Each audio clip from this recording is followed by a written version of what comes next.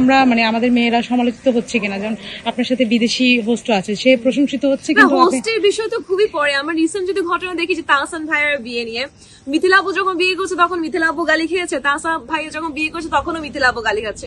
Not only that, even আমাদের নতুন ভাবি রোজা, উনিও কিন্তু বিভিন্ন ধরনের কথা শুনছে। সো এই দেশে একজন নারী হিসেবে যেরকম অনেক প্লাস পয়েন্ট আছে, নেগেটিভ পয়েন্টও আছে। তো আমি অনেক ভালো করলেও কিন্তু একটা দল খারাপ বলবেই, আর খারাপ করলে তো বলার উপেক্ষা রাখে না কি বলবে না বলবে। আজকে ছুটির দিন, শাড়ি পরলেন একটু? হ্যাঁ, আজকে তো ছুটির দিন, আজকে রান্না বান্নার দিন। আজকে আমরা রান্না বান্না করেছি, আজকে আমাদের পিকনিক, সবাই মিলে এখন খাওয়া দাওয়া করবো। এই তো মজার একটা দিন।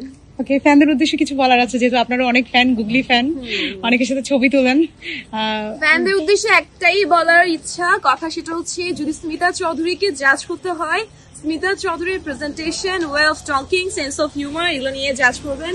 সৌন্দর্য, চেহারা যেগুলো এআই দিয়ে এডিটেড, ওগুলো দিয়ে জাজ করবেন না। ইনশাল্লাহ আমি একজন বাঙালি নারী হিসেবে কখনো বাংলাদেশের মানুষকে হতাশ করবো না। Thank you.